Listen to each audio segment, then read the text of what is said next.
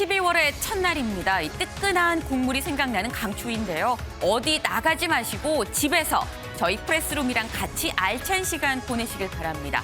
큐시트부터 볼까요? 코로나19 신규 확진자 수가 5천 명이 넘었습니다. 역대 최다인데 변이 바이러스, 이 오미크론의 국내 유입 가능성도 점쳐지고 있습니다. 잠시 후 알아보겠습니다. 여기까지라고 했었던 국민의힘 이준석 대표 이틀째 잠적 중입니다. 제2의 옥새파동이란 말이 나오는 국민의힘의 현 상황 짚어보겠습니다. 강한 추진력의 불도저라고도 불리는 이재명 후보 예능 출연에 또 유튜브 영상까지 연일 친근한 모습을 보여주고 있습니다. 그 모습 준비했습니다.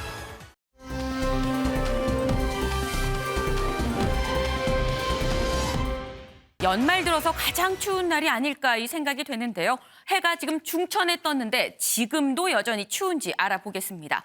김다영 캐스터, 체감온도 지금도 영하인가요? 네, 12월 시작과 함께 겨울 추위가 찾아왔습니다. 오늘 서울의 아침 기온은 영하 2.7도로 어제 아침보다 무려 9도가량 낮았는데요.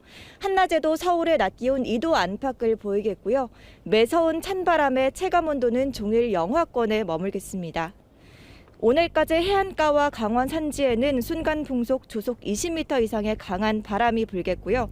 그 밖의 지역에서도 초속 17m에 달하는 강풍이 불겠습니다. 여기에 동해안을 따라서는 건조주의보까지 내려졌는데요. 산불 등 화재 예방에 각별히 주의하셔야겠습니다. 오늘 퇴근길 무렵까지 충청 이남 지역에 비나 눈이 내리겠습니다. 비의 양은 5mm 미만으로 많지 않겠지만 대설주의보가 내려진 전북 내륙과 제주 산지에는 최고 3cm 안팎의 눈이 내려 쌓이는 곳이 있겠습니다. 오늘 낮 기온은 서울 2도, 대전과 전주 4도로 한낮에도 기온이 크게 오르지 못하겠고요. 내일은 서울의 아침 기온이 영하 4도까지 뚝 떨어지면서 오늘보다 더 춥겠습니다. 지금까지 남산골 한옥마을에서 날씨 전해드렸습니다. 또다시 역대 최다입니다. 네, 이 지금 코로나19 신규 확진자 5천 명이 넘었습니다. 저희가 같이 그래프를 준비했는데요. 그래프를 좀 같이 보면서 얘기를 해볼까요?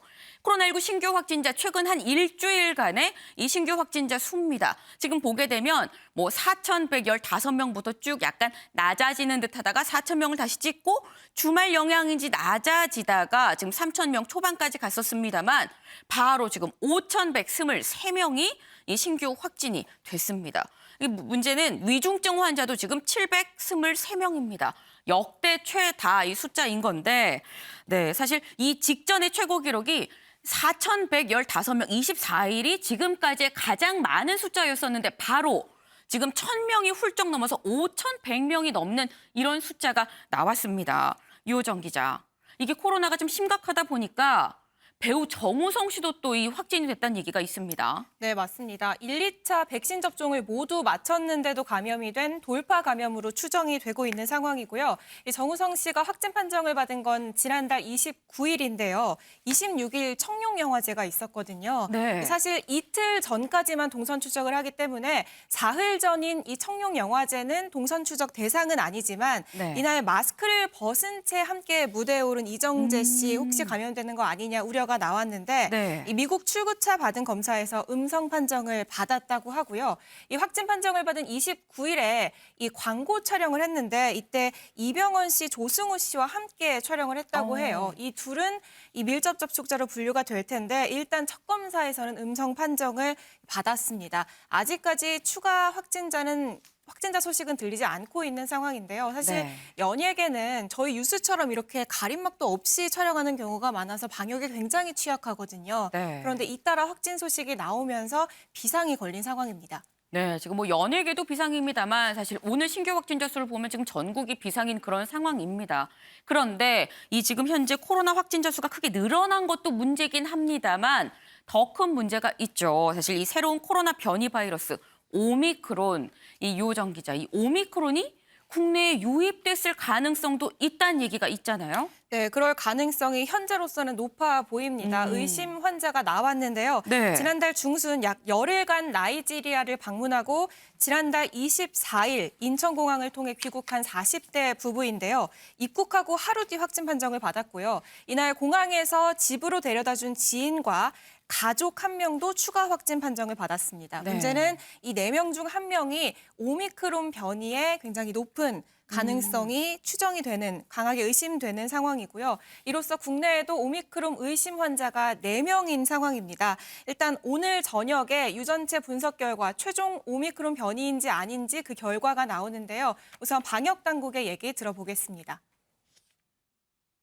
지금 인천에 계신 저분 중에서 나이지리아에서 온 두 분이 현재 그 변이 분석이 있어서 오미크론과 유사한 반응들이 좀 나오고 있어서 현재 전장유전체 분석이라고 하는 최종 검사를 다시 해보고 있는 중입니다. 유전체 분석 자체가 좀 시간이 걸리기 때문에 오늘 저녁 또는 내일 오전 중에 아마 확인이.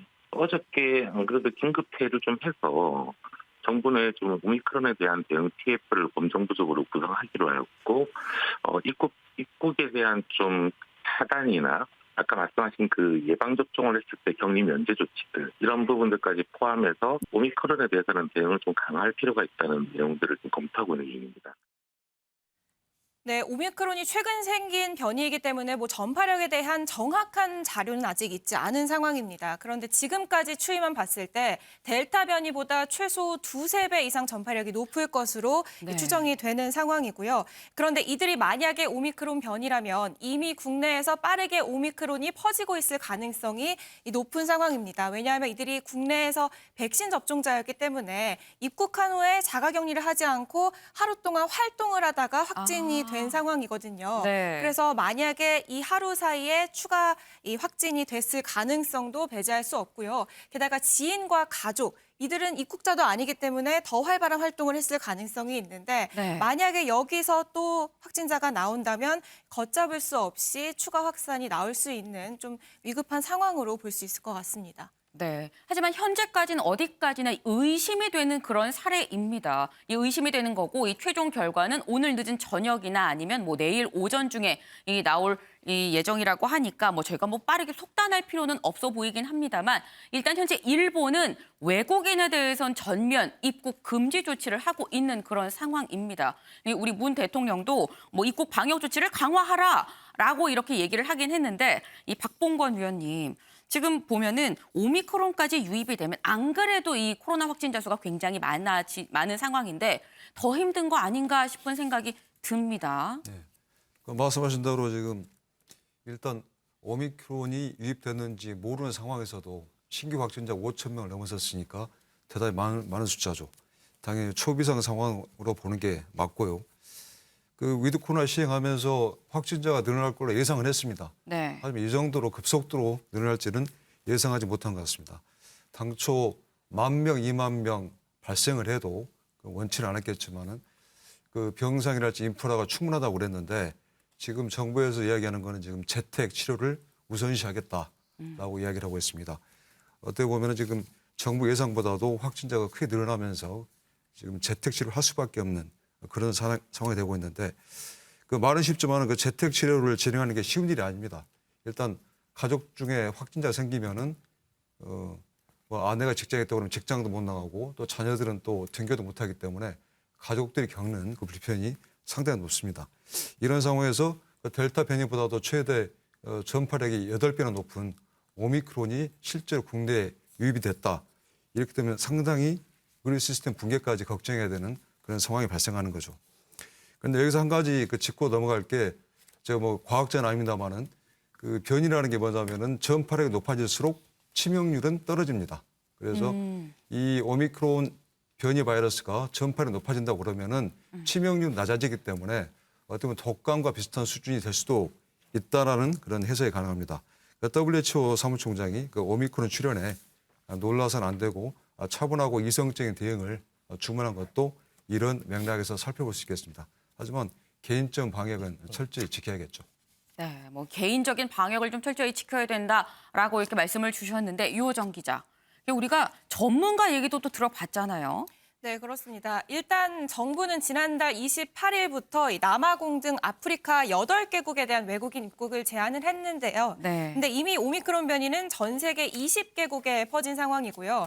이 의심 부부 역시 이 나이지리아에서 왔는데 이 나이지리아 역시 8개국에서 빠져 있는 상황입니다. 그래서 우려 목소리가 커지고 있는데요. 전문가 얘기 직접 들어봤습니다. 벌써 뚫린 뒤에 이제 지금 사후 약방문이 되는 거죠.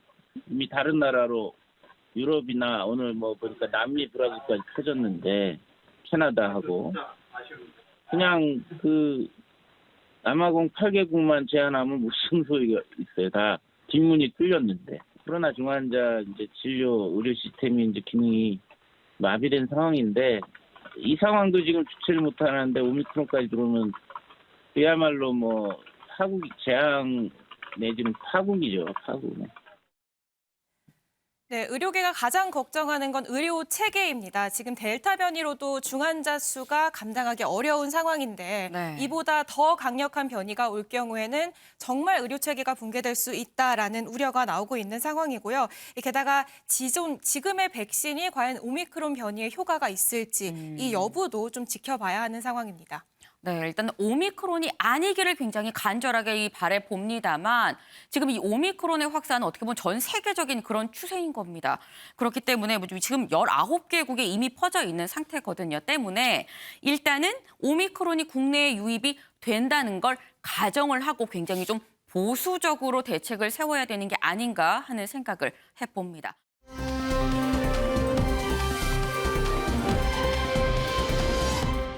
아줌마 12명이 5잔입니다. 네, 이 5잔, 뭐 커피인지 술인지 뭐 알 수는 없습니다만 이수아 기자, 이 아줌마 12명이 5잔을 시켰다. 뭐 이런 얘기인 것 같아요. 네, 대구의 한 프랜차이즈 카페 점장이 본인의 가게를 방문했던 이 손님들의 모습을 개인 SNS에 올린 것이 발단이 됐습니다. 네. 이 점장 아줌마 군단 12명이 5잔을 시켰다라는 점을 강조하면서 네. 이 인원수보다 음료를 덜 시킨 손님들을 저격하는 듯한 내용의 글을 올렸습니다. 그리고 매장 내 CCTV를 캡처한 화면 첨부한 거죠. 그런데 이 화면 사진이 모자이크 없이 손님들의 얼굴이 모두 드러난 상태였습니다. 이걸 우연히 이 계정을 팔로우하던 동네 주민이 보고 이렇게 해도 되냐, 이렇게 손님 저격 글을 이런 식으로 올려도 되냐, 이해가 안 된다라고 올리면서 화제가 됐습니다. 참고로 대구는 비수도권 지역이라서 12명까지는 아직은 사적 모임이 허용돼 있어서 이게 방역수칙 위반 이런 건 아니고요. 네. 그런데 이 카페 점장이 자신의 SNS에 손님 사진을 올린 게 이번이 처음이 아니라서 더 논란이 되고 있습니다. 이 매장 외부와 분리된 방에서 여성들이 모여서 앉아서 수업을 하는 모습을 또 CCTV에서 캡처를 해서 올렸는데 여기에 대해서는 카페 안에 학원 차리신 분, 뭐 칠판까지 들고 오는 열정으로 봐드리겠다. 이렇게 적기도 했고요. 이 포장해온 음식을 옆 테이블에 놓은 손님에 대해서는 오늘은 족발이다라고 말하기도 했습니다. 이 밖에도 이 다른 카페에 컵을 버리고 간 손님을 향해서 컵에 적힌 이름을 거론하면서 땡땡땡씨 찾습니다. 저격하기도 했습니다.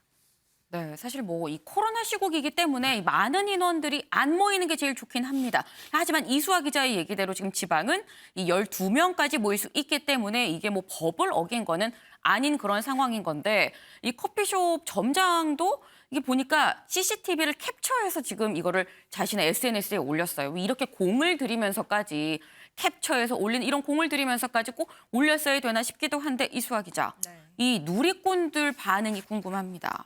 점장이 너무했다는 쪽 그리고 손님이 먼저 잘못했다는 쪽 이렇게 반반 의견이 갈리고 있는 것 같습니다. 네. 일단 점장이 너무했다라는 쪽은 손님 행동은 진상이지만 모자이크 없이 타인 사진을 이렇게 SNS에 공개적으로 올리고 저격한 점장 행동 고속감이다. 직접 손님에게 말하지 왜 사진을 올리냐 뭐 이런 의견들이 있었고요. 이 손님이 잘못했다는 쪽은 아무리 그래도 어떻게 12명이 와서 5잔만 시키냐 화나는 상황은 맞다. 뭐 점장도 쌓인 게 많다 보니까 이렇게 행동하지 않았겠냐 이런 반응을 보이고 있습니다. 일단 해당 프랜차이즈 업체는요. 점장 개인 계정은 글을 모두 삭제 조치시켰다라고 얘기를 하면서 사과한다는 입장을 밝혔습니다. 네, 지금 뭐 누리꾼들의 반응을 보니까 뭐 양쪽으로 갈리는 그런 상황입니다. 배종호 위원님, 네. 어떻게 보세요? 좀 볼썽사납죠. 양쪽 다 성숙한 그런 태도는 아니라고 봅니다. 네. 12명이 카페 가서 5잔을 마시면 되겠습니까? 특히 이제 이 카페 같은 경우 임대료가 상당히 비싸잖아요. 그럼 이제 12명의 의미가 자릿세 개념도 포함이 됐거든요. 따라서 상당히 좀 교양과 상식이 있는 행동은 아니라고 보여지고요. 그렇다고 마음에 안 든다고 이분들을 그냥 모자이크 처리도 하지 않고 SNS에 공개 저격한다는 것도 상당히 좀 충격적이지 않습니까? 이게 계속해서 네. 사회적인 이슈가 되면은 결국 부메랑이 돼가지고 어떤 뭐 거부 운동이 일어나면은요 그 매장이 큰 피해를 볼 수밖에 없어요. 그러다 보니까 업주가 대신 사과를 했는데 제가 볼 때는 점장도 즉각적으로 사과를 하는 게 필요하고요. 그다음에 이제 우리 모두에게 주는 교훈이 좀 있는 것 같아요. 우리가 지금 SNS 시대에 살고 있다. 따라서 일거수일투족이 다 누군가에게 공개되고 감시당하고 있다라는 좀 생각을 해야 되겠고요. 따라서 우리가 좀 피해자가 될 수도 있지만은 우리도 가해자가 될 수 있기 때문에 이 SNS 시대에 좀 확실하게 남의 좀 프라이버시를 존중하는 그런 SNS 시대의 어떤 윤리 또 그리고 사회적 인식이 좀 마련될 필요가 있지 않나 이런 생각이 좀 듭니다. 네, 지금 이 배종호 의원께서는 좀 성숙한 시민 의식을 이 얘기를 해주셨습니다. 이 줄리 대신 의문의 여성입니다. 아마도 이 여성이 아닌가 싶은데 글쎄 누군가 싶죠. 김현 기자, 이 의문의 여성 누굽니까? 네, 줄리 벽화로 유명한 서울 종로구 한 벽계요. 얼마 전에 이제 윤석열 후보를 저격하는 듯한 그림이 있어서 저희가 소개를 해드렸죠. 네. 그런데 이번에는 이재명 민주당 대선 후보를 저격하는 듯한 그림이 새로 올라왔습니다. 이 그림을 보면요, 지금 보시는 저 그림인데 영화배우 김부선 씨와 굉장히 비슷한 김부선 씨를 닮은 이제 여성의 그림이 그려져 있고요. 네. 밑에는 이제 은수미 성남시장과 좀 닮은 그런 인물의 이제 모습도 보이고 있습니다. 네. 그리고 그림 뒷배경에 보면은 이제 어떤 아파트 개발지도 보이는 상황인데 아마도 대장동으로 추정이 되는 장소입니다. 그리고 이제 앞에 감옥 그림이 있어요. 근데 네. 감옥 그림에는 아무래도 이제 이재명 후보 친형 이제 강제 입원 논란이 있었지 않습니까? 그 논란을 떠올리는 듯한 뭐 그런 그림들이 한데 모여져 있습니다. 다 모아서 보니까 이제 누가 봐도 이재명 후보를 이제 저격하는 그런 그림을 알 수 있는데요. 네. 이 벽화 바로 옆에는 저희가 예전에도 소개해드렸던 그 윤석열 후보 비방 벽화가 함께 이제 그려져 있는 상황이거든요. 네. 윤석열, 이재명 이 두 후보를 저격하는 그림이 지금 나란히 붙어 있는 상황이어서 지금 눈길을 끌고 있습니다. 지금 보니까 이게 아무래도 나란히 있다 보니까 더 그런 것 같아요. 지금 보면은 한쪽에는 이 윤석열 후보를 이 저격하는 듯한 벽화, 또 한쪽에는 이재명 후보를 또 저격하는 벽화. 이게 약간 배틀 같다는 생각도 듭니다. 네, 이 벽은 지금 한 문화예술 업체에서요 돈을 주고 임대를 한 상황입니다. 저희 프레스룸이 이 업체 대표와 직접 통화를 했는데요. 이 업체 대표는 지금 본인은 뭐 정치적인 의도는 없고 누구나 지원을 하면은 어떤 내용의 그림이든 이 벽에 그릴 수 있도록 하겠다 이런 입장을 계속 강조를 하고 있어요. 네. 그래서 지금까지는 지원자가 없어서 그렇지 뭐 지원자만 나타나면 누구든 그림을 그릴 수 있다 이렇게 해왔는데 첫 번째 지원자가 윤석열 후보 비방 벽화를 그린 그 지원자였고요. 네. 이 두 번째 지원자가 지금 나타났는데 이 지원자가 그림을 그린 게 이번에 이 김부선 벽화였습니다. 두 작가 저희 MBN이 직접 만나서 어떤 내용인지 이야기를 나눠봤는데요. 어떤 이야기 나눴는지 함께 들어보시겠습니다. 저는 진보 성향의 님볼트 작가가 대결을 하자는 그런 동영상을 보고 다른 쪽인 그 보수 성향에서는 참여 의사가 별로 있는 작가들이 없어서 제가 지원을 저는 그림이 정치 혐오로서 남는 걸 원치가 않아요. 배틀이 제가 진다면 제 그림을 지워버릴 용의가 있고요. 네, 주 작가 모두 저희가 직접 만나봤는데 정치 성향은 다르지만 각자 뭐 예술가로서 서로를 좀 존중하는 모습을 보였고요. 이번 주말에는 이 두 작가 정말로 이제 서서 라이브로 그림을 직접 그리는 그 배틀을 벌인다고 합니다. 네. 저희가 어떤 그림 그릴지 살짝 물어보기도 했는데 대표도 어떤 거 그릴지 진짜 두 작가가 이야기를 안 몰라, 해주고, 뭐 이런. 안 해주고 있다고 하더라고요. 그래서 이제 정말 어떤 대결이 실시간으로 펼쳐질지 눈길이 지금 끌어지고 있는 상황입니다. 네, 뭐 이 정말 배틀을 한다라고 하는데 이게 뭐 이기고 지는 거를 무슨 기준으로 또 이 판단을 내릴 수 있을지도 좀 궁금해집니다. 박봉건 위원님, 지금 보면 저희가 그동안 사실 이 벽화를 다뤘었어요. 그동안 이 뭐 표현의 자유라는 측면이랑 같이 연계해서 얘기를 했었었는데 이렇게 좀 여야 배틀로 가게 되면 이기고 지는 걸 떠나서 예술 영역에 좀 정치가 좀 더 쉬워지는 거 아닐까 하는 이런 우려가 들기도 합니다. 네, 당연하죠. 그 두 분 다 예술하신 분들인데 죄송한 말씀이지만은 이건 예술이라기보다는 정치 행위가 들어갔기 때문에 정치적인 행동으로 봐야 됩니다. 그래서 두 분 다 정치 목적 없다고 말씀하시지만은 이분들이 주장하신 바를 그대로 거지것대로 받아들이는 국민들은 드물 거라고 보는데 그 정치적으로 반대하는 사람을 디스하고 모욕하는 그런 그림을 예술이라고 할 수는 없겠죠. 하지만 그 정치 의사를 드러내고 이걸 그림으로 표현하는 거는 개인의 자유이기 때문에 그건 문제 삼을 수는 또 없습니다. 헌법으로도 표현의 자유, 사상의 자유를 다 보장하고 있으니까요. 이런 부분을 나쁘게 보는 국민도 있을 것이고 좋게 보는 지지하는 국민도 있을 텐데 각자 주관과 생각에 따라서 결정하셔야 될 것 같습니다. 다만 그 그림의 수위가 선을 넘어서 모욕적인 수준까지 선을 넘는 행위는 조금 자제하는 게 필요해 보입니다. 네, 지금 말씀을 들어보면 일단 정치가, 그러니까 예술이 정치적으로 좀 비화될 가능성이 있기 때문에 좀 우려된다라는 그런 취지의 이 말씀인 것 같습니다.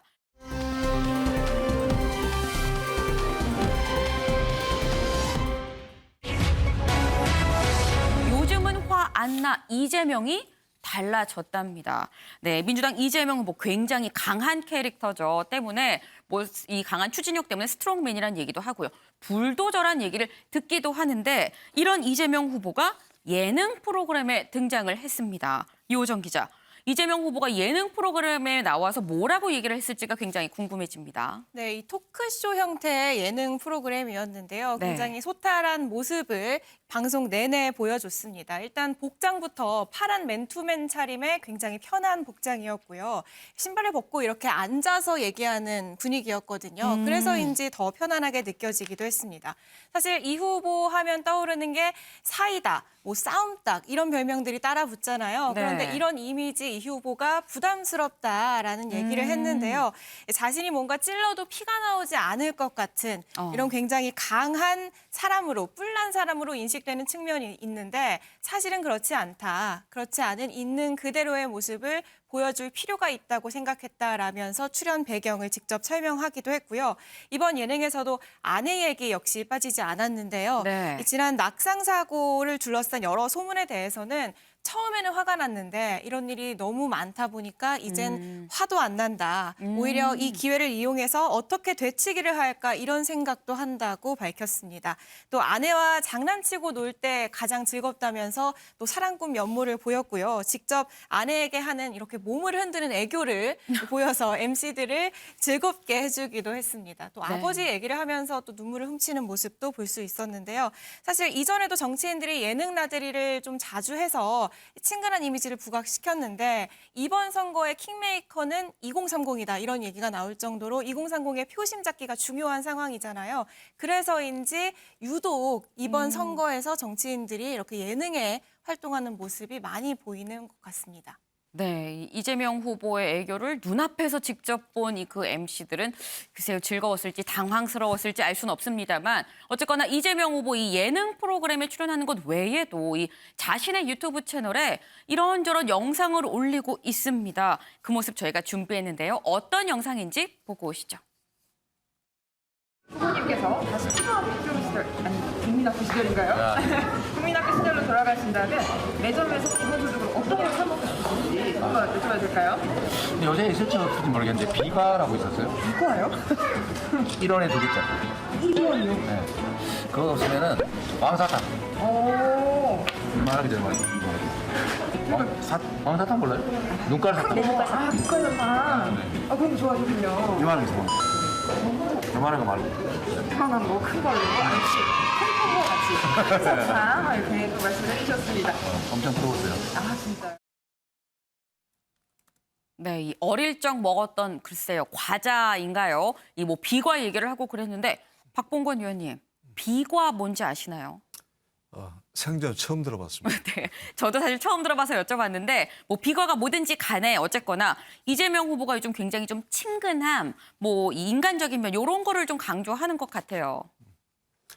보통 국민들이 생각할 때 이재명 대선 후보를 생각하면 떠올리는 이미지가 네. 더 과격하다, 위험하다 이런 식의 이미지가 오버랩되는 게 강한 추진력. 네, 그렇죠. 네. 추진력이 독단으로 보일 수도 있고요. 예. 그런 오버랩되는 모습이 있는데 아마 네. 예능 프로그램에 출연을 해서 본인의 그 소탈하고 아주 온화한 이미지를 집중 부각시킬 수 있을 겁니다. 지난 2018년 그 경기도지사 출마할 때도 그때도 그 공중파의 예능 프로그램에 나와가지고 와이프랑 같이 나왔었는데 상당히 소탈하고 이런 나이스한 온화한 이미지를 보여가지고 득표에 상당한 많은 도움을 받았습니다. 네. 요즘 예능 프로그램 같은 경우는 아주 잘 나간 예능 프로그램 같은 경우는 그 전파력도 상당하죠. 많은 시민들이 시청을 하고 이런 프로그램 나와가지고 자신의 정치적인 이런 면 외에 그 생활적인 모습에서 새로운 모습을 보여주면은 그 국민들로부터 상당한 또 그 이미지 변신을 또 꾀할 수도 있고 그 긍정적 측면에서 바라볼 수 있을 것 같습니다. 네, 일단 이 친근함을 강조하는 이런 건 유권자한테 좀 더 다가가겠다 이런 얘기로도 해석이 될 수 있는 건데 그래서인 건지 실제로 이 정책적인 측면에서도 좀 굉장히 유연한 그런 모습을 보이는 이 이재명 후보입니다. 이수아 기자. 네. 보니까 국토보유세를 굉장히 세게 주장을 했었었는데 한 발 좀 물러나는 것 같은 모습이에요. 네, 이 후보 재차 국토보유세 도입해야 된다. 강경한 입장 밝혀왔었죠. 네. 예로 좀 들어드리면은 불로소득을 차단하고 토지 공개념을 실현하는 차원에서 국토보유세 부과해야 한다. 지난 7월에도 얘기했고 지난달 말까지도 이 거래세를 낮추고 보유세를 올려서 투기를 막아야 한다 말했습니다. 그런데 그제 한 언론과의 인터뷰에서 조금은 수정된 발언을 내놓습니다. 이 국토보유세는 세금 정책이 아닌 분배 정책에 가깝기 때문에 필요하다. 여기까지는 일관됐는데 네. 그 뒤에 그래도 증세는 국민들이 반대하면 할 수가 없다라고 덧붙이면서 국토보유세도 국민들이 반대하면 안 하겠다. 국민 동의를 전제로 내걸면서 자신의 핵심 공약을 수정한 겁니다. 네. 이게 왜 중요하냐? 이 후보가 밀고 있는 기본 시리즈 있잖아요. 이 네. 중에서 기본 소득, 그러니까 전 국민에게 연 100만 원씩 주겠다라는 공약의 재원 마련 부분에서 이 재원 조달 방안으로 이 후보 측이 말해온 것이 국토보유세입니다. 그런데 이거를 핵심 공약 부분을 바꾸기 때문에 굉장히 중요한 수정 사항이다 이렇게 말을 하고 있는 거죠. 그러네요. 이 전 국민 재난 지원금 공약을 철회한 것과 비슷한 맥락으로 보고 있는 게 대부분의 해석이고요. 그렇기 때문에 유연하고 합리적인 지도자 이미지를 더 굳건하게 하면서 중도층, 부동산 문제에 민감한 중도층에게 이렇게 더 다가가는 마음을 돌리려는 시도다. 이런 분석이 나오고 있습니다. 네, 지금 이수아 기자는 이 이재명 후보가 정책적으로 이 중도의 마음을 얻기 위한 거다. 이게 다시 말해서 정책적인 면에서 우클릭을 좀 한 것 같다라고 이렇게 얘기를 했습니다. 배정우 위원님. 지금 보면 국민의힘에서는 좀 긴장할 것 같기도 한데 이재명 후보가 어쨌거나 인재 기용에서도 친문인 윤건영 의원을 정무실장에 기용하기도 하고요. 또 이낙연 전 대표의 최측근인 오영훈 의원을 비서실장에 이렇게 두기도 했단 말이에요.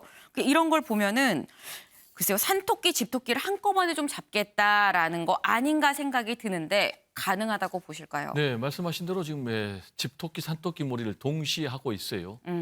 그 첫 단추는 아까 우리 이수아 기자도 얘기를 했지만은 이재명의 차별화라고 볼 수밖에 없어요. 지금 민주당의 이재명이 아니라 이재명의 민주당이라면서 이재명의 깃발로 확실히 승부하겠다라는 거예요. 이런 배경에는 정치 지형이 바뀌었기 때문에 그래요. 일단 첫 번째로는 정권 교체 여론이 한 10%포인트 높고 그리고 지난번 대선 때는 진보 지지층이 한 15%포인트 우세했거든요. 근데 최근에 여론조사를 보면은 보수 지지층이 진보 지지층보다 한 8%포인트 우세한 걸로 나타났기 때문에 차별화를 통해서 이재명의 인물 대 윤석열의 인물론으로 승부를 해서 대선에서 승리하겠다라는 것이고 그러다 보니까 정책적인 차별화 같은 경우도 나오고 있어요. 국토보유세 문제도 처리할 수 있겠다. 그리고 또 전국민 재난지원금 문제도 처리하겠다. 그리고 심지어는 윤석열 후보가 제안했던 소상공인 손실보상제 50조 원도 받겠다. 네. 그리고 이제 대북 문제라든지 또 한일 외교 문제에서도 상당히 우클릭, 기존의 문재인 정부와는 다른 그런 행보를 보이고 있어요. 그러면서 이제 동시에 집토끼 전략과 관련해서는 광주 4박 5일간 밀접 행보를 통해서 지금 호남의 민심을 흔들고 있지 않습니까? 네. 거기서 내놓은 게 이제 이순자의 대리 사과를 강력하게 질타하면서 역사 왜곡 단죄법을 부르짖었단 말이에요. 이런 부분도 이제 호남 민심을 겨냥한 것이고요. 그리고 또 당내에서 아까 앵커께서 말씀하신 대로 이낙연 전 대표의 오른팔 비서실장인 오영훈 의원을 자신의 비서실장으로 지금 영임을 했단 말이에요. 그리고 또 문재인의 복심이라고 할 수 있는 윤건영 의원도 정무실장으로 또 영임을 했단 말이에요. 이런 부분은 이제 이낙연 껴안기 그리고 청와대 껴안기로 보이고요. 그럼 이제 과연 이게 효과를 낼 것인가라는 부분이 그렇죠. 이제 미지수인데 네. 본인 그리고 또 민주당은 12월 달 안에는 반드시 골든 크로스가 나온다라고 지금 전망을 하고 있는데 최근의 격차를 보면 상당히 좁혀지고 있는 이런 상황인데 국민의힘이 지금 이준석 파동 때문에 상당히 어려운 지경 아니겠습니까? 이런 내부 분란 상황이 계속된다면은 지지율 역전 현상도 12월에는 충분히 가능할 수 있지 않나 이렇게 전망이 됩니다. 네, 일단 이 집토끼 산토끼 다 잡을 수 있냐를 여쭤봤는데 지지율은 어쨌거나 역전될 수 있을 것 같다. 뭐 이런 말씀을 주셨습니다. 김현 기자. 이 보면은 예능에선 지금 이재명 후보 굉장히 좀 친근한 이미지를 강조를 하고 있는데 하지만 그러면서도 윤석열 후보에 대해서는 굉장히 좀 날카롭게 각을 세우고 있어요. 네, 그렇습니다. 이재명 후보 어제 청년 사업가들을 만난 자리였는데요. 청년들의 이제 스타트업 창업 이야기 하면서 굉장히 친근하고 화기애애한 대화 이어나가다가요. 갑자기 날카롭게 윤석열 후보를 비판하는 목소리를 냈다고 합니다. 네. 우선 이재명 후보 어떤 발언이었는지 함께 들어보시겠습니다. 우리가 콘텐츠는 매우 가능성이 높은데 결국은 자본시장이 이 주가 조작이나 하고 말이에요. 그래서 누가 그 무서워가지고 투자하겠어. 펀드 사기나 치고 이러니까 그런 게 불가능한. 그러니까 정상적인 투자와 수익이 가능한 사회로 가는 게 저는 이게 벤처 아니면 창업 이런 게 활성화되는 길인 것 같습니다. 네, 이재명 후보 정상적인 투자가 이루어져야 제대로 청년들이 창업할 텐데 사기나 치고 있으니 누가 무서워서 투자를 하겠냐. 윤석열 후보의 부인 지금 김건희 씨가 도이치모터스 주가 조작 사건으로 좀 의혹을 받고 있지 않습니까? 네. 이 부분을 저격한 이 발언으로 보이는데 제가 그 발언의 앞뒤 내용을 이렇게 들어봤는데요. 네. 정말 이 앞전까지만 해도 좀 화기애애하게 웃음이 넘치는 순간이 있었는데 네. 갑자기 이재명 후보가 저 이야기를 꺼내면서 굉장히 강도 높게 비판을 하더라고요. 아마도 이제 이재명 후보가 좀 작심하고 윤석열 후보를 비판하기 위해서 저 이야기를 좀 준비해온 거 아닌가 이런 모습이 보였습니다. 네, 지금 이재명 후보의 공격을 받은 윤석열 후보, 지금 사실 이재명 후보의 공격이 아니어도 윤 후보는 지금 굉장히 좀 골치가 아픈 그런 상황입니다.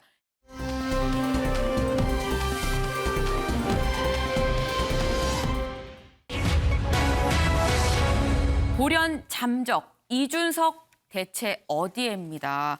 네, 지금 국민의힘 비상사태입니다. 왜냐하면 이준석 대표가 지금 오늘까지 이틀째 잠적 중인데요. 이걸 두고서 2016년에 있었던 이 공천 문제를 둘러싸고 벌어졌던 이 당대표 김무성 의원이 잠적했었던 옥쇠파동, 이 제2의 옥쇠파동이 아니냐라는 이런 얘기가 나오고 있습니다. 그때 그 모습 같이 영상으로 보고 오시죠. 그 밥은 이렇게 돼 있어. 저거 봐, 저거 한 달 전에 붙였는데. 야, 맛있어. 아이고. 감사합니다.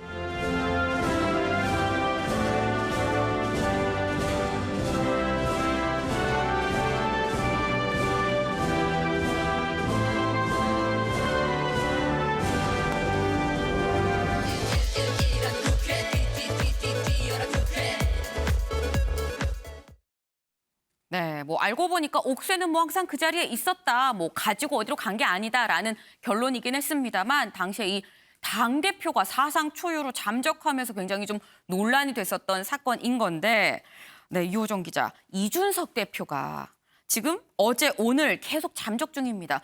부산에서 모습이 포착이 됐다고는 하는데 지금이 어떤 상황인 건지 좀 얘기 좀 해주세요.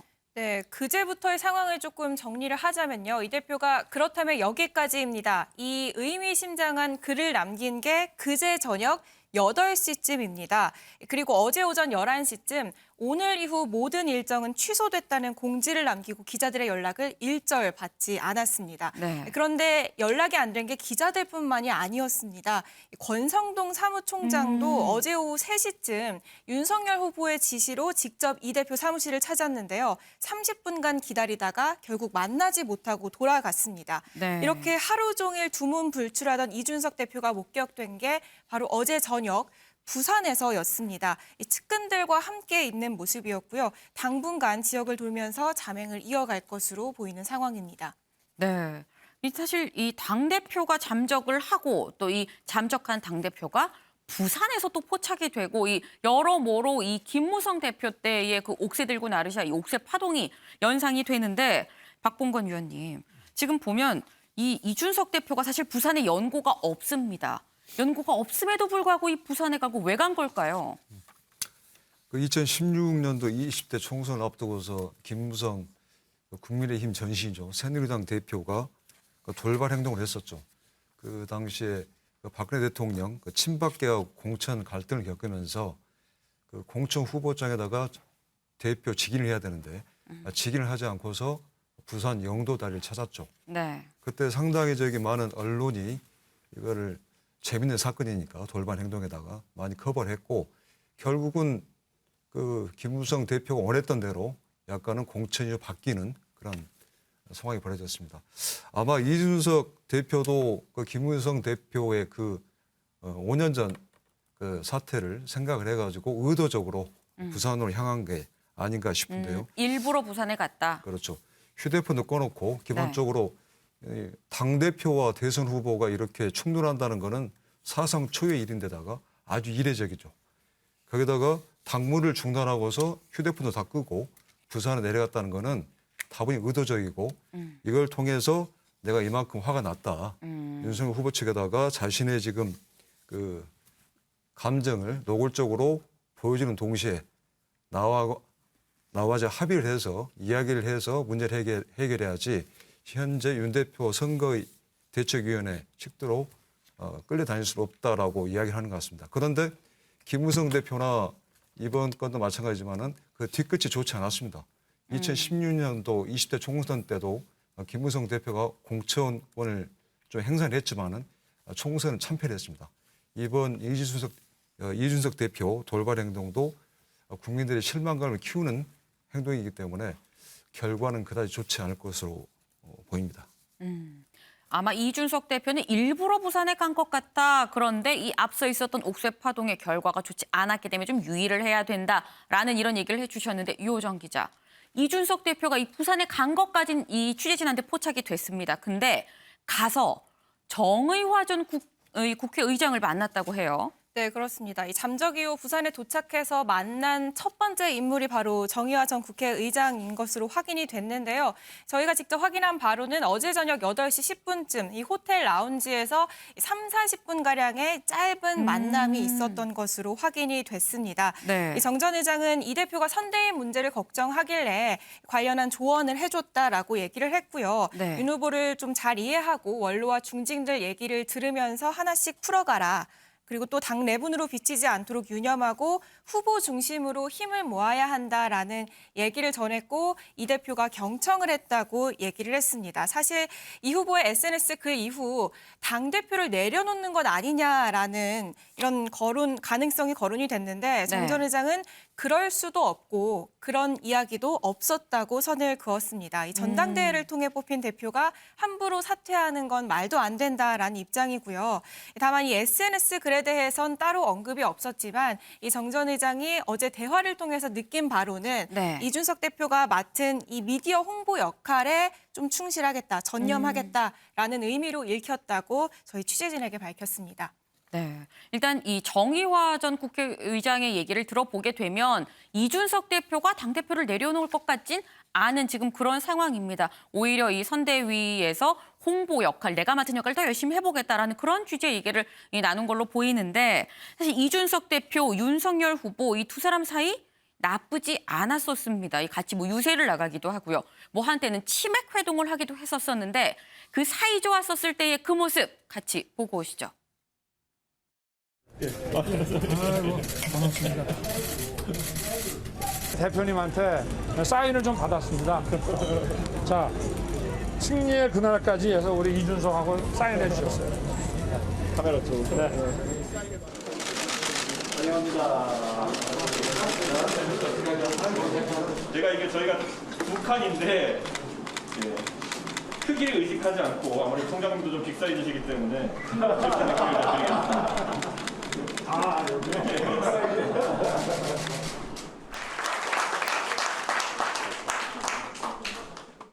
이 상징적 의미의 그것을 제가 전달할 수 있도록 하겠습니다. 고맙습니다. 예. 두 개만이 아니고. 네, 지금 보면 굉장히 지금 사이가 좋았었습니다. 뭐 비단 주머니를 주거니 받거니 하기도 하고 굉장히 사이가 좋았었던 그런 모습인 건데 이준석 대표가 항상 한 얘기가 있습니다. 아니, 윤석열 후보랑 만나면 말이 참 잘 되는데 이 윤 후보 측근들이 문제다라고 이런 얘기를 했었거든요. 다시 말해서 이 측근 문제, 윤핵관 어제 저희가 소개해드렸죠. 윤석열 측 핵심 관계자 이 윤핵관이 문제다라는 게 이준석 대표의 그동안의 얘기였었는데 유호정 기자, 사실 그동안 이 윤핵관이 누구냐 대체, 문고리 3인방은 또 누구냐 뭐 이런 얘기를 했었습니다. 그런데 이 그 거론되는 사람 중에 한 명이 장제원 의원이었었거든요. 근데 오늘 아침 이준석 대표가 갑자기 일정을 알리면서 간 곳이 장제원 의원의 이 부산 사무실입니다. 네, 맞습니다. 이 장제원 의원이 없는 장제원 의원의 지역구 사무실을 방문을 했는데요. 네. 지금 장제원 의원은 서울에 있기 때문에 당연히 두 사람의 만남이 성사되지는 않았습니다. 그런데 모든 일정을 취소하고 기자들의 연락도 받지 않고 일정 공개도 하지 않고 있는 상황에서 네. 지금 이 일정은 사진과 함께 직접 공개한 상황입니다. 굉장히 이례적인데요.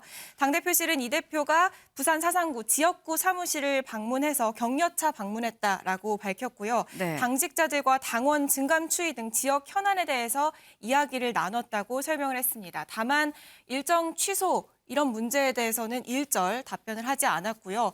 오늘 서울로 올라오는지 이 여부에 대해서도 아직 정해진 바 없다는 답변만 내놨습니다. 그렇습니다. 사실 이 장제원 의원이 어제 이준석 대표가 잠적한 다음에 굉장히 좀 세게 비판을 했었습니다. 김현 기자, 이 비판하면서 난 문고리 3인방이 아니다 뭐 이런 얘기도 했었잖아요. 네, 그렇습니다. 이 논란의 책임이 지금 누구한테 있냐, 이 책임론에서 좀 자유롭지 못한 게 지금 윤석열 후보의 최측근인 장제원 의원이죠. 장제원 의원, 근데 앵커 말씀하신 대로 반대 목소리 냈는데 요지는 나는 아무것도 안 했다, 이 내용입니다. 장제원 의원, 내가 무슨 문고리 3인방이고 차지철이냐, 나는 아무 일도 안 했다 이야기를 하면서 오히려 지금 후보 앞에서 나를 왜 빼냐 하는 영역 싸움이 벌어지고 있다. 이렇게 약간 이준석 대표를 비난하는 듯한 발언을 했거든요. 그리고 이제 함께 책임론에 서 있는 사람이 권성동 이제 사무총장인데요. 지금 이 사태를 정리하기 위해서 열심히 뛰어다니는 모습이고요. 이준석 대표를 만나기 위해서 이제 동분서주하기도 했고 갈등을 봉합하려고 노력을 하고 있는데 굉장히 고군분투하고 있는 이제 권성동 사무총장의 목소리 직접 한번 들어보시겠습니다.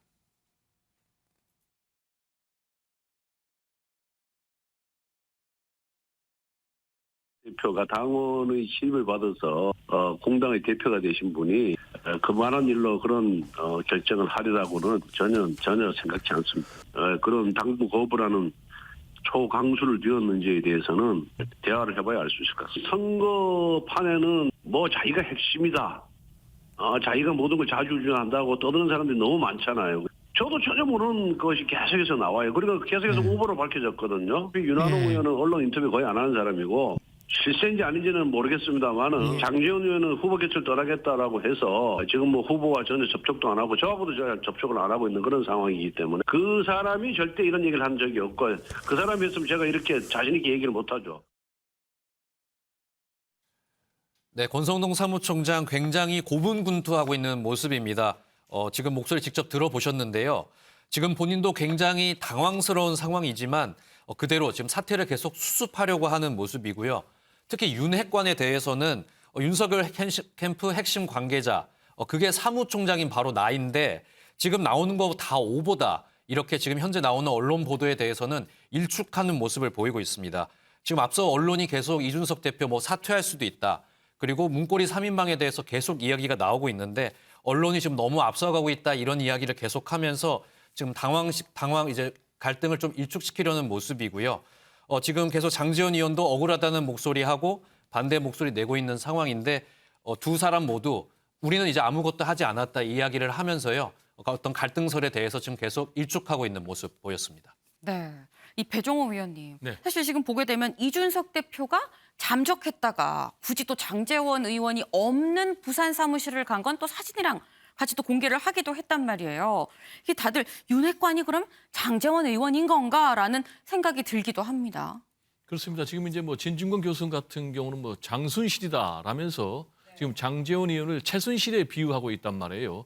비선 실세로서 윤석열 후보를 흔들고 있다라는 것인데 윤핵관이라는 말도 나오는 게 역시 이제 언론의 익명 보도를 통해서 이준석 대표를 계속 흔들기를 하고 있으니까 이 윤핵관 반드시 밝혀서 책임을 물어야 된다라는 얘기인데 이것과 관련해서 이제 본인은 전혀 아니다라고 얘기를 하고 있어요. 이제 진상은 나중에 드러나야 되겠지만은 지금 이제 이런 문제가 단순히 윤석열과 이준석의 어떤 기싸움으로 보면 안 되고 양측의 권력투쟁적인 성격이 있기 때문에 상당히 좀 해결하기가 좀 어려울 것 같아요. 그게 무슨 얘기냐면은 구체적으로 대선 선대의 자리를 누가 차지하느냐에 따라서 대선 결과에 따라서 농공행상으로 이어지고 두 번째로는 내년 6월 지방선거 공천 문제까지 있기 때문에 지금 현재 이런 이준석 대표의 파동 문제는 김종인과 이준석 그리고 윤석열과 장제원 등 측근 문고리 3인방 네. 플러스 김병준 이렇게 충돌하고 있는 이런 상황이거든요.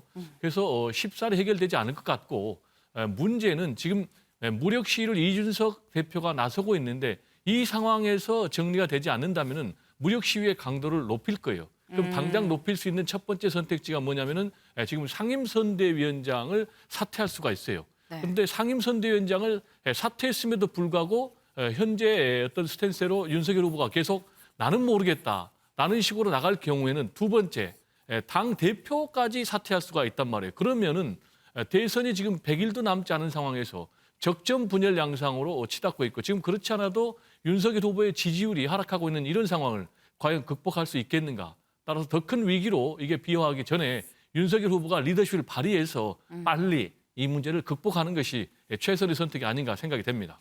네, 이 윤석열 후보의 뭐 리더십까지 얘기를 해주셨는데 요거는 저희가 좀 이따 좀 더 자세히 좀 짚어보도록 하고요.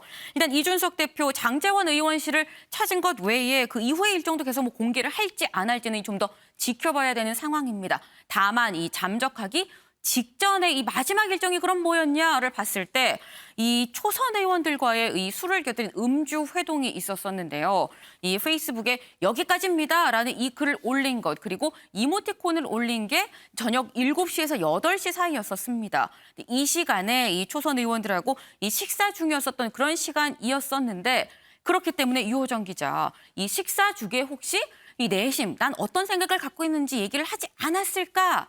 싶기도 합니다. 네, 맞습니다. 게다가 그 자리에서 5명의 초선 의원과 함께 했는데 여기서 소주 한 10병가량 정도 마셨다고 하거든요. 네. 그러니까 적지 않게 마신 거죠. 네, 김재원 의원은 사실 당사자가 아니잖아요. 네. 그래서 저희가 이 술자리에 있었던 당사자, 초선 의원에게 직접 연락을 해서 당시 네. 상황을 좀 물어봤는데요. 일단 선대위나 후보 관련 언급은 거의 없었고 분위기가 화기애애한 편이었다. 네. 같은 얘기를 했습니다. 또 앞뒤에 어떤 좀 이 짐작을 할 만한 상황이 있었으면 좀 우리가 예상이라도 할 텐데 그런 내색이 전혀 없었다고 했고요. 이 시간을 봤을 때 이 SNS 글을 올린 거는 이 술자리 마지막 부분이거나 혹은 파한 바로 직후인 것으로 보인다라고 얘기를 했습니다. 게다가 이 자리가 원래 예정된 자리였다고 합니다. 이 지역 초선 의원들을 돌아가면서 당대표실에서 지금 저녁 자리를 하고 있는데 강원 지역은 한 번도 모인 적이 없어서 이 수순에 따라서 만난 모임이었다라고 설명을 했습니다. 네, 일단 뭐 그 자리에선 별다른 내색이 없었다라는 게 이 같이 이 음주 회동을 한 이 초선 의원의 이 전언인데 그래서 더 의아합니다. 근데 문제는 이 정작 국민의힘 지도부는 이번 사안을 그렇게 좀 크게 보지 않는 것 같아요, 이수아 기자. 네, 어제 이 대표 일정 전면 취소가 알려진 게 오전이었거든요. 근데 네. 마침 원내 회의가 진행 중이었기 때문에 저희가 이 회의 마치고 나오는 이 김기현 원내대표를 기자들이 찾아가서 어떻게 된 거냐 이렇게 물어본 적이 있어요. 네. 김 원내대표 여기에 대해서 이 대표가 술을 많이 먹어서 그런 것 같다라고 이 언론이 얘기하는 그런 심각한 문제 아니다 일축했거든요. 네. 그리고 김재원 최고위원 얘기 저희가 방금 듣고 왔습니다마는 이 대표가 지금 이 논란, 당대표 관련 논란을 불안한 눈빛으로 지금 상황을 보고 있을 것이다 이렇게 얘기도 했습니다. 그러니까 이 언론이 말하는 그런 상황 아니다라는 걸 재차 얘기를 하고 있는 거죠. 네. 확대 해석을 경계하는 분위기인데 앞서 들으신 것처럼 이 대표 지금 계속해서 의미심장한 행보 이어가고 있거든요. 그래서 당 지도부의 이런 발언들이 맞는 건지는 좀 더 지켜봐야 될 것 같습니다. 네. 이 당대표가 잠적한 상황에서 제일 궁금해지는 사람은 이준석 대표입니다. 근데 이준석 대표 말고 그 다음으로 궁금한 사람은 당사자 아닌 당사자죠. 바로 윤석열 후보일 텐데 이수아 기자, 이 당대표가 잠적한 지금 상황 윤석열 후보는 어떻게 보고 있나요? 사실 저는 이와 관련해서 뭐 국민의힘 선대위나 아니면 윤 후보 측에서 어떤 공식 입장을 내놓지 않을까 네. 내심 기다리고 있었는데 이런 내용은 나오지 않고 있더라고요. 대신 윤 후보가 이 기자들의 질문에 대해서 직접 답하는 식으로 좀 대응을 하고 있는데 어제는 본인이 좀 일정이 바빠서 못 챙겼다. 대신 권성동 의원이 보냈다라고 말을 했습니다. 오늘은 관련해서 어떻게 대답했는지 듣고 오시죠. 그래서 뭐 자세한 이유야 만나서 얘기를 들어봐야 할 것 같고요. 그리고 민주주의를 지향하는 그 민주적 정당 내에서 다양한 의견 차이와 이런 문제들은 뭐 얼마든지 있을 수 있는 것이고 또 이것을 합의점을 찾아서 또 나아가는 것이 또 민주적 정당이 아니겠습니까? 본인 휴대폰을 다 꺼놓고 있다고 했기 때문에 그렇게 뭐 무리하게 해서 막 연락을 하는 것보다 이제 좀 뭐 부산에 있다고 하니까 좀 생각도 정리하고 이렇게 해서 다시 당무에 복귀하게 되면 네, 윤 후보 발언 하나씩 좀 뜯어서 보자면요. 이 민주적 정당 내에서 의견 차이는 있을 수 있다. 이런 부분에서 보면은 윤 후보 주도 선대위 그리고 이 대표 사이 무언가 갈등이 있는 것은 맞다. 뭐 이런 부분을 인정한 게 아닌가 싶고요.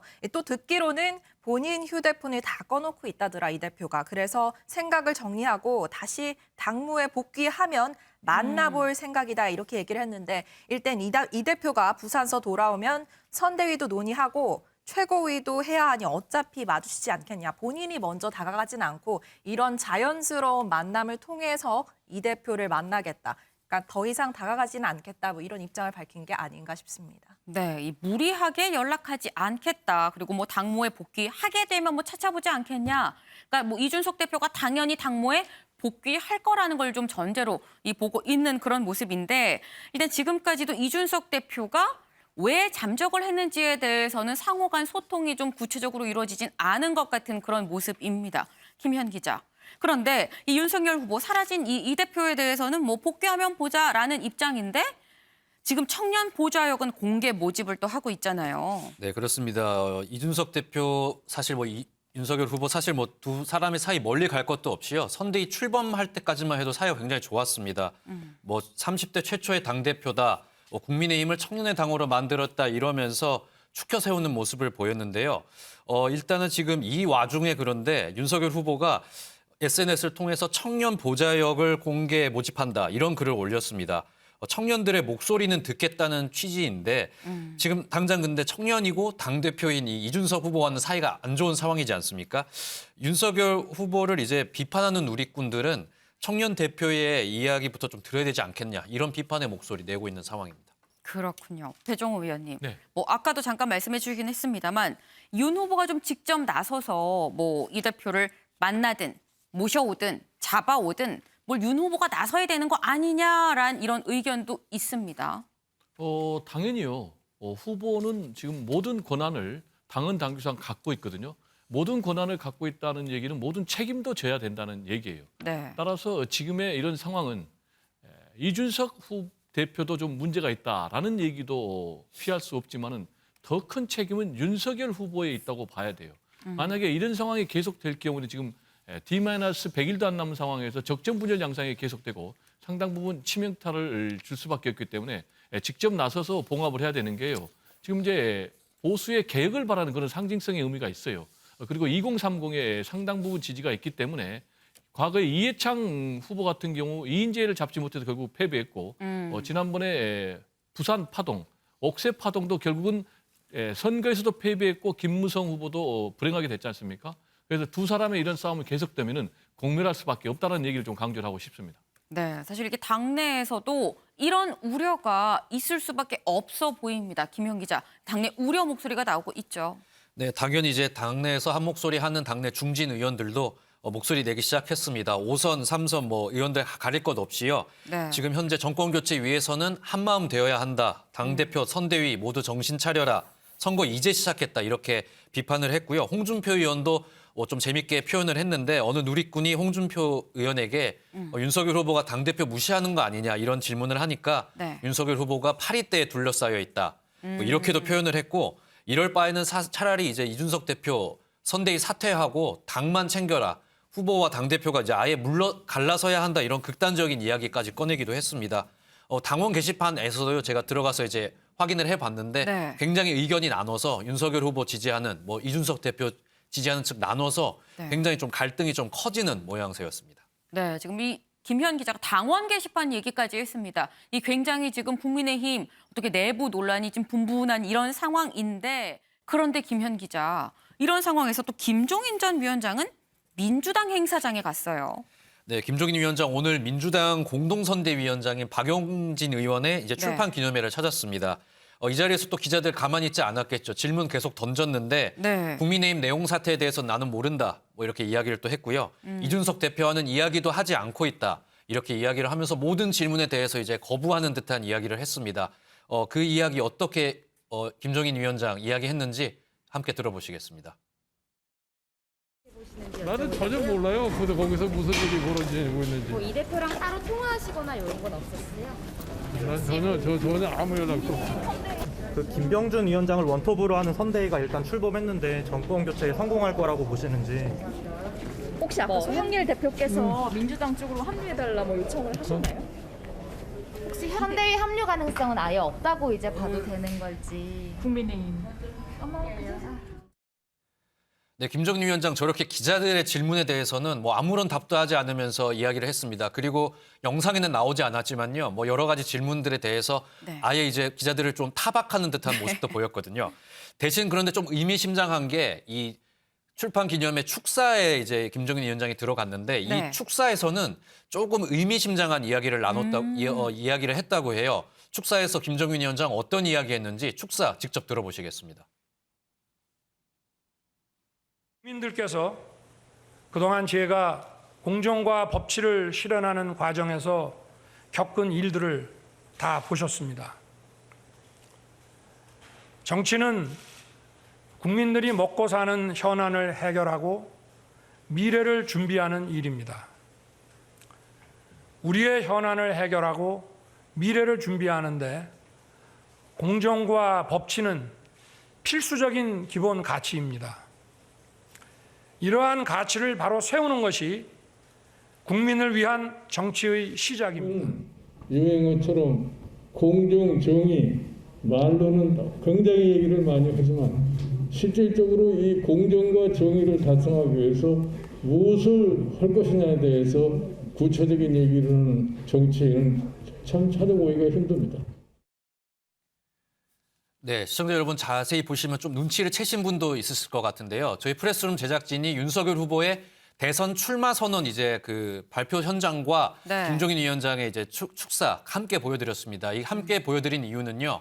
김종인 위원장 오늘 공정에 대해서 이야기를 했는데 보신 것처럼 바로 앞에 이제 윤석열 후보의 대선 출마 선언 때 윤석열 후보도 공정을 강조했었거든요. 근데 김종인 위원장 오늘 축사에서는 공정, 이 지금 정치에선 보이지 않는다. 이렇게 이야기를 했는데 아마도 좀 간접적으로 윤석열 후보를 좀 애둘러 비판한 것이 아니냐 이런 해석이 나오고 있는 상황입니다. 네, 보니까 정말 그런 해석이 나올 법도 해 보이는 그런 상황인데 그런데 김현 기자 사실 그동안 민주당에서 김종인 전 위원장이랑 뭐 물밑 접촉을 한다 이런 얘기가 있었었잖아요. 근데 오늘 아예 민주당 행사장에 지금 김종인 전 위원장이 갔습니다.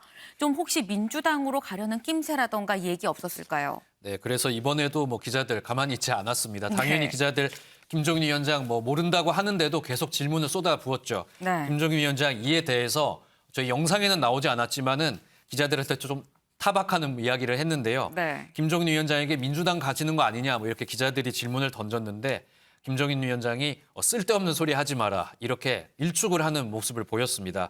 그리고 박용진 의원 측에서도요. 이번에 김종인 위원장이 출판 기념회에 온 것은 과거 이제 김종인 위원장이 이제 민주당에 있었을 때 박용진 의원이 비서실장을 했다고 해요. 그 개인적인 인연으로 온 거지 뭐 민주당이 영입하는 건 아니다. 뭐 이렇게 이야기를 했고요.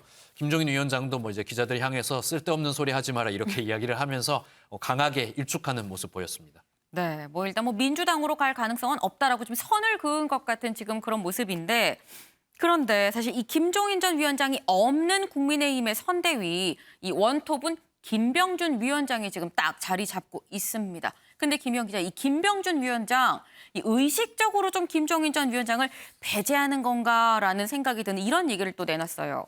네, 김병준 위원장 지금 계속 원톱 이야기가 나오고 있는데요. 네. 지금 현재까지는 이제 김종인 위원장의 합류 소식을 좀 후보 중심 김종인 위원장보다는 윤석열 후보가 중심이 돼야 하는 선거 체제가 되어야 한다. 이 원론적인 이야기를 계속 강조를 하고 있습니다. 네. 그러면서 약간 이제 김종인 위원장이 합류하지 않아도 선대위 운영하는 데 큰 문제는 없다. 뭐 이런 의도를 좀 계속 보여주고 있거든요. 네. 아마도 이제 일각에서는 김종인 위원장을 조금 견제하려는 의도로 김병준 이제 상임선대위원장이 선출이 됐으니 본인 의도로 그리고 또 윤석열 후보 캠프를 함께하는 입장에서 김종인 위원장을 배제하려고 가는 거 아니냐 이런 의도를 계속 보여주고 있는 거 아니냐는 분석이 나오고 있는 상황입니다. 그렇습니다. 박봉건 위원님.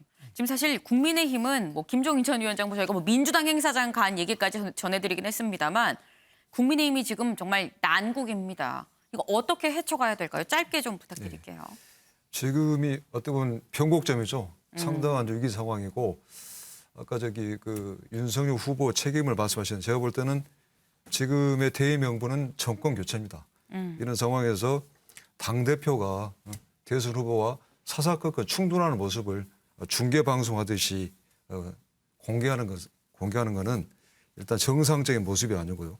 대선을 앞두고 똘똘 뭉쳐도 안 될 판인데 지금 이제 이런 혼란을 단시간에 마무리하고 기본적으로 민심이라는 게 그 변화무쌍한 파도 같은 건데 민심이 현재는 정권 교체 열망이 어떤 여론조사 보면 20%포인트 이상 높은 걸로 나오는데 이런 민심도 곧바로 또 뒤집어질 수 있는 거니까 기본적으로 이런 어떻게 보면 지금 이재명 후보나 그 더불어민주당에서는 그동안 상당히 여론을 뒤져왔기 때문에 사적성에 결단적으로 배수의 진을 치고 있는데 지금 국민의힘처럼 이렇게 자존질환을 일으킨다고 한다면은 어떤 후보가 이기겠습니까?